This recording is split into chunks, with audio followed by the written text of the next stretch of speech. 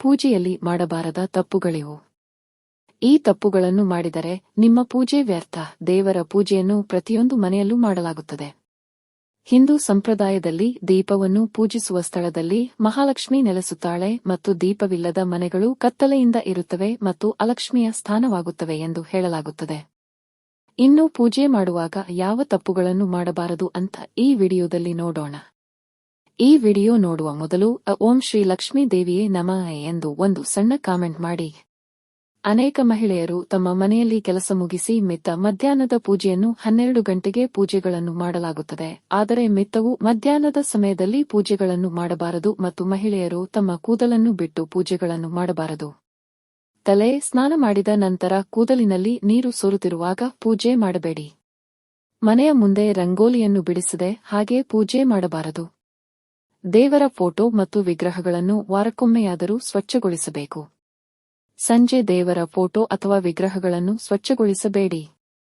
ಮನೆಯಲ್ಲಿ ಪೂಜೆ ಮಾಡುವಾಗ ಇಡೀ ಮನೆಯನ್ನು ಸಂಪೂರ್ಣವಾಗಿ ಸ್ವಚ್ಛಗೊಳಿಸಬೇಕು ಮತ್ತು ಯಾವುದೇ ಸಂದರ್ಭದಲ್ಲಿ ಮನೆಯನ್ನು ಸ್ವಚ್ಛಗೊಳಿಸಬಾರದು. ಕಪ್ಪು ಬಟ್ಟೆ ಧರಿಸಿ ಪೂಜೆ ಮಾಡಬೇಡಿ. ಕಪ್ಪು ಬಣ್ಣ ಶನಿ ದೇವರನ್ನು ಪ್ರತಿನಿಧಿಸುತ್ತದೆ. ಮಹಿಳೆಯರು ತಮ್ಮ ಹಣೆಯ ಮೇಲೆ ಕುಂಕುಮವಿಲ್ಲದೆ ಪೂಜೆ ಮಾಡಬಾರದು. ತಪ್ಪಾಗಿಯೂ ಸಹ ಗಣಪತಿಗೆ ತುಳಸಿಯನ್ನು ಅರ್ಪಿಸಬೇಡಿ. ನಿಮ್ಮ ಇಷ್ಟಾರ್ಥಗಳು ನೆರವೇರಿದರೆ ಗಣಪತಿಗೆ ಗರಿಕ ಮಾಲೆಯನ್ನು ಅರ್ಪಿಸಿ. ಹೀಗೆ ಮಾಡುವುದರಿಂದ ನಿಮ್ಮ ಆಸೆ ಖಂಡಿತ ಈಡೇರುತ್ತದೆ. ದೇವರ ವಿಗ್ರಹಗಳ ಮೇಲೆ ಕುಂಕುಮವನ್ನು ಇಟ್ಟು ಪೂಜೆಯನ್ನು ಮಾಡಬಾರದು. ಪೂಜಾ ಕೊಠಡಿಯನ್ನು ಸ್ವಚ್ಛಗೊಳಿಸುವಾಗ ಆಕಸ್ಮಿಕವಾಗಿ ಪೊರಕೆ ಬಳಸಬೇಡಿ. ಸ್ವಚ್ಛಗೊಳಿಸಲು ಯಾವುದೇ ಬಟ್ಟೆಯನ್ನು ಬಳಸುವುದು ಒಳ್ಳೆಯದು. ಮಂಗಳವಾರದಂದು ದೇವರ ವಿಗ್ರಹಗಳನ್ನು ಸ್ವಚ್ಛಗೊಳಿಸಬಾರದು. ದೇವರ ಪೂಜೆಯಲ್ಲಿ ನೀರಿನಿಂದ ತೊಳೆದ ಹೂವುಗಳನ್ನು ಬಳಸಬಾರದು ಎಂದು ವಿದ್ವಾಂಸರು ಹೇಳುತ್ತಾರೆ.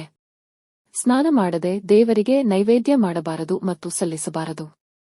ದೇವರಿಗೆ ಅರ್ಪಿಸುವ ಹೂಗಳನ್ನು ಸ್ನಾನ ಮಾಡದೆ ಕೀಳಬಾರದು. ದೇವರ ಪೂಜೆಯಲ್ಲಿ ಹೂವುಗಳ ವಾಸನೆಯನ್ನು ನೋಡಬಾರದು. ಉದುರಿದ ಹೂವುಗಳನ್ನು ಕೂಡ ಪೂಜೆಯಲ್ಲಿ ಬಳಸಬಾರದು. ಟಿವಿ ನೋಡುತ್ತಾ ಮತ್ತು ಇತರರೊಂದಿಗೆ ಮಾತನಾಡುತ್ತಾ ಪೂಜೆ ಮಾಡಬೇಡಿ. ಪೂಜೆ ಮಾಡುವಾಗ ದೇವರ ಮೇಲೆ ಮನಸ್ಸನ್ನು ಇಡಬೇಕು. ಮುಳ್ಳುಗಳನ್ನು ಹೊಂದಿರುವ ಹೂವುಗಳು ಮತ್ತು ರೆಕ್ಕೆಗಳನ್ನು ಕತ್ತರಿಸಿದ ಹೂವುಗಳನ್ನು ದೇವರಿಗೆ ಬಳಸಬಾರದು.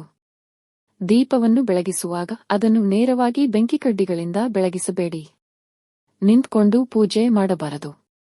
ಮನೆಯಲ್ಲಿ ಪೂಜೆಯ ಸಮಯದಲ್ಲಿ ನಿಂಬೆ ದೀಪವನ್ನು ಹಚ್ಚಬಾರದು. ದೇವಸ್ಥಾನದಲ್ಲಿ ಮಾತ್ರ ನಿಂಬೆಹಣ್ಣು ದೀಪ ಹಚ್ಚಬೇಕು. ದೇವರ ಪೂಜೆಗೆ ಇಟ್ಟ ಹೂಗಳನ್ನು ಒಣಗಿದ ತಕ್ಷಣ ತೆಗೆಯಬೇಕು. ದೇವರ ಚಿತ್ತಾಕರ್ಷಕ ಚಿತ್ರಗಳು, ಅಳಿಸಿದ ದೇವರ ಚಿತ್ರಗಳು ಮತ್ತು ರೂಪವೇ ಕಾಣದ ದೇವರ ಚಿತ್ರಗಳಿಗೆ ಪೂಜೆ ಮಾಡಬಾರದು. ಒಂದು ವೇಳೆ ಪೂಜೆ ಮಾಡಿದರೆ ಪೂಜೆಯ ಫಲವಿಲ್ಲ. ಹಳೆಯ ದೇವರ ವಿಗ್ರಹ ಅಥವಾ ಹರಿದ ಫೋಟೋಗಳು, ಹಳೆಯ ಫೋಟೋಗಳನ್ನು ದೇವಸ್ಥಾನಕ್ಕೆ ಕೊಡಬೇಕು ಅಥವಾ ಅರಿಯುವ ನೀರಿಗೆ ಬಿಡಬೇಕು. ಉಂಗುರದ ಬೆರಳಿನಿಂದ ದೇವರಿಗೆ ಕುಂಕುಮವನ್ನು ಅರ್ಪಿಸಬೇಡಿ. ಮಧ್ಯದ ಬೆರಳಿನಿಂದ ಮಾತ್ರ ದೇವರಿಗೆ ಕುಂಕುಮವನ್ನು ಅರ್ಪಿಸಬೇಕು. ದೀಪಾರಾಧನೆಯನ್ನು ಒಂದೇ ಬತ್ತಿಯಿಂದ ಮಾಡಬಾರದು. ಕಡಲೆ ಎಣ್ಣೆಯಿಂದ ದೀಪ ಪೂಜೆ ಮಾಡಬೇಡಿ. ದೀಪವನ್ನು ದಕ್ಷಿಣಾಭಿಮುಖವಾಗಿ ಹಚ್ಚಬಾರದು. ಕ್ಯಾಂಡಲ್ ಲೈಟ್ನಿಂದ ಅಗರಬತ್ತಿಗಳನ್ನು ಬೆಳಗಿಸಬಾರದು. ಭಗವಾನ್ ಶಿವನಿಗೆ ಎಲ್ಲಾ ಸಂದರ್ಭಗಳಲ್ಲಿ ಕೆಂಪು ಹೂವುಗಳನ್ನು ಅರ್ಪಿಸಬೇಡಿ. ಹಳದಿ ಹೂಗಳನ್ನು ಶಿವನಿಗೆ ಅರ್ಪಿಸಿದರೆ ನಿಮ್ಮ ಇಷ್ಟಾರ್ಥಗಳು ಈಡೇರುತ್ತವೆ. ಬೇಗ ನಿಮ್ಮ ಹರಕೆ ನೆರವೇರಲಿದೆ. ಮಂಗಳವಾರದಂದು ದೇವರ ನಕ್ಷೆಗಳನ್ನು ಸ್ವಚ್ಛಗೊಳಿಸಬಾರದು. ದೇವರ ನಕ್ಷೆಗಳನ್ನು ಶನಿವಾರದಂದು ಮಾತ್ರ ಸ್ವಚ್ಛಗೊಳಿಸಬೇಕು. ಶನಿವಾರದ ಪೂಜೆಯಲ್ಲಿ ಅಕ್ಕಿ ಹಿಟ್ಟು ಹಚ್ಚಿ ಎಳ್ಳೆಣ್ಣೆಯಿಂದ ದೀಪ ಹಚ್ಚಿದರೆ ನಿಮ್ಮ ಮನೆಗೆ ತುಂಬಾ ಒಳ್ಳೆಯದಾಗುತ್ತದೆ. ಹರಿದ ಬಟ್ಟೆಯಲ್ಲಿ ಪೂಜೆ ಮಾಡಬಾರದು ಎಂದು ವಿದ್ವಾಂಸರು ಹೇಳುತ್ತಾರೆ. ಏಕೆಂದರೆ ಹರಿದ ಬಟ್ಟೆಯಲ್ಲಿ ಪೂಜೆ ಮಾಡುವುದು ಬಡತನ ಬರುತ್ತದೆ. ಉಕ್ಕಿನ ಮಂದಿರದಲ್ಲಿ ದೀಪಾರಾಧನೆ ಮಾಡಬಾರದು ಎಂದು ವೈದಿಕರು ಹೇಳುತ್ತಾರೆ. ದೀಪವನ್ನು ಪೂಜಿಸಲು ದೀಪವನ್ನು ಹಾಗೆಯೇ ನೆಲದ ಮೇಲೆ ಇಡಬೇಡಿ. ಇದು ದೀಪಕ್ಕೆ ಅಗೌರವವನ್ನುಂಟು ಮಾಡುತ್ತದೆ. ಆದ್ದರಿಂದ ದೀಪದ ಕೆಳಗೆ ವೀಳ್ಯದೆಲೆ ಅಥವಾ ದಾಸವಾಳದ ಹೂವು ಅಥವಾ ಯಾವುದೇ ಸಣ್ಣ ತಟ್ಟೆಯನ್ನು ಇಡಬೇಕು. ಅನೇಕ ಜನರು ಪೂಜೆ ಮಾಡುವಾಗ ಪೂಜಾ ಮಂದಿರದಲ್ಲಿ ರಂಗೋಲಿ ಹಾಕುತ್ತಾರೆ. ನಿಮ್ಮ ಪೂಜೆಯ ದ್ವಿಗುಣ ಫಲಿತಾಂಶವನ್ನು ಪಡೆಯಲು ನೀವು ಪೂಜಾ ಮಂದಿರದಲ್ಲಿ ರಂಗೋಲಿಯನ್ನು ಹಾಕಬೇಕು. ದೇಗುಲದಲ್ಲಿ ದೇವರ ನಕ್ಷೆಗಳು ಪರಸ್ಪರ ವಿರುದ್ಧವಾಗಿರಬಾರದು. ದೇವರನ್ನು ಪೂಜಿಸುವಾಗ ನೈವೇದ್ಯವನ್ನು ಸಲ್ಲಿಸದೆ ಪೂಜೆಯನ್ನು ಮಾಡಬಾರದು.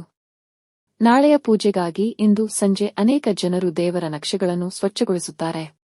ಆದರೆ ಇದನ್ನು ಮಾಡಬೇಡಿ. ಅನೇಕ ಜನರು ಹೊಗೆ ಬರಲು ಅಗರಬತ್ತಿ ಮತ್ತು ಅಗರಬತ್ತಿಗಳನ್ನು ಬಾಯಿಯಿಂದ ಊದುತ್ತಾರೆ, ಆದರೆ ಇದನ್ನು ಮಾಡಬಾರದು. ಪೂಜಾ ಸಾಮಗ್ರಿಗಳನ್ನು ಸ್ವಚ್ಛಗೊಳಿಸಲು ಸೋಪನ್ನು ಪ್ರತ್ಯೇಕವಾಗಿ ಇಡಬೇಕು. ಅಲ್ಲದೆ ಪೂಜಾ ಸಾಮಗ್ರಿಗಳನ್ನು ಸ್ವಚ್ಛಗೊಳಿಸಲು ಗೃಹೋಪಯೋಗಿ ವಸ್ತುಗಳನ್ನು ಸ್ವಚ್ಛಗೊಳಿಸಲು ಬಳಸುವ ಸೋಪ್ ಅನ್ನು ಮಾತ್ರ ಬಳಸಬೇಡಿ. ಸ್ಟೀಲ್ ಪ್ಲೇಟ್ ಅಥವಾ ಪ್ಲಾಸ್ಟಿಕ್ ಪ್ಲೇಟ್ಗಳಲ್ಲಿ ದೇವರಿಗೆ ನೈವೇದ್ಯ ಅರ್ಪಿಸಬೇಡಿ.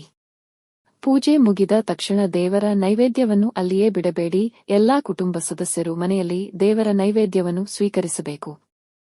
ಪೂಜಾ ಕೊಠಡಿಯು ಅಕ್ಷತೆಗಳನ್ನು ಹೊಂದಿರಬೇಕು. ನೀವು ಅಂದುಕೊಂಡದ್ದು ಯಶಸ್ವಿಯಾಗಿ ನಡೆಯಬೇಕು ಅಂದರೆ ಪೂಜಾ ಕೊಠಡಿಯಲ್ಲಿರುವ ಅಕ್ಷಿಂತಗಳನ್ನು ನಿಮ್ಮ ಮನೆಯ ಹಿರಿಯರು ತಲೆಯ ಮೇಲೆ ಇಟ್ಟು ಆಶೀರ್ವಾದವನ್ನು ತೆಗೆದುಕೊಳ್ಳಬೇಕು. ಹೀಗೆ ಮಾಡುವುದರಿಂದ ನೀವು ಅಂದುಕೊಂಡದ್ದು ಯಾವುದೇ ಅಡೆತಡೆಗಳಿಲ್ಲದೆ ಯಶಸ್ವಿಯಾಗಿ ಪೂರ್ಣಗೊಳಿಸುವಿರಿ. ತಥಾಸ್ತು. ದೇವತೆಗಳು ಹೆಚ್ಚಾಗಿ ಯಜ್ಞಗಳು, ಯಾಗಗಳು ಮತ್ತು ಪೂಜೆಗಳನ್ನು ನಡೆಸುವ ಸುತ್ತಲೂ ಸಂಚರಿಸುತ್ತಾರೆ. ಹಾಗಾಗಿ ಸಂಜೆಯ ಪೂಜೆಗೆ ಹೆಚ್ಚಿನ ಶಕ್ತಿಯಿದೆ. ಸಂಜೆ 6 ರಿಂದ 7 ಗಂಟೆಯ ನಡುವೆ ಪೂಜೆಯನ್ನು ಮಾಡಿ ದೇವರಿಗೆ ನಮಸ್ಕರಿಸಿ ಮತ್ತು ನಿಮ್ಮ ಮನಸ್ಸಿನಲ್ಲಿ ಏನು ಬಯಸುತ್ತೀರೋ ಅದು ದೇವತೆಗಳ ಕೃಪೆಯಿಂದ ಶೀಘ್ರದಲ್ಲೇ ಈಡೇರುತ್ತದೆ. ಸಂಜೆಯ ಪೂಜೆಯು 1000 ಪಟ್ಟು ಹೆಚ್ಚು ಪುಣ್ಯವನ್ನು ನೀಡುತ್ತದೆ ಮತ್ತು ನೀವು ತಥಾಸ್ತು ದೇವತೆಗಳ ತಿರುಗುವಿಕೆಯ ಸಮಯದಲ್ಲಿ ನೀವು ದೇವಾಲಯಗಳಿಗೆ ಹೋದರೆ ನೀವು ಮುಕ್ಕೋಟಿ ದೇವತೆಗಳ ಕೃಪೆಗೆ ಪಾತ್ರರಾಗಬಹುದು ಎಂದು ವೈದಿಕ ಪಂಡಿತರು ಹೇಳುತ್ತಾರೆ. ಓಂ ಶ್ರೀ ಗುರುಭ್ಯೋ ನಮಃ. ಓಂ ಶ್ರೀ ಮಾತೆಯೇ ನಮಃ. ದೇವರು ಎಲ್ಲರಿಗೂ ಒಳ್ಳೆಯದನ್ನೇ ಮಾಡಲಿ. ಈ ವಿಡಿಯೋ ನಿಮಗೆ ಇಷ್ಟವಾದಲ್ಲಿ ಲೈಕ್ ಮಾಡಿ ಮತ್ತು ನಿಮ್ಮ ಸ್ನೇಹಿತರ ಜೊತೆ ಶೇರ್ ಮಾಡಿ. ಹಾಗೆಯೇ ನಮ್ಮ ಹೊಸ ವಿಡಿಯೋಗಳನ್ನು ನೀವು ತಕ್ಷಣ ಪಡೆಯಬೇಕೆಂದಿದ್ದರೆ ಚಂದಾದಾರರಾಗಿ ನಮ್ಮ ಚಾನೆಲ್ ಪಕ್ಕದಲ್ಲಿರುವ ಬೆಲ್ ಐಕಾನ್ ಒತ್ತಿರಿ. ಧನ್ಯವಾದಗಳು.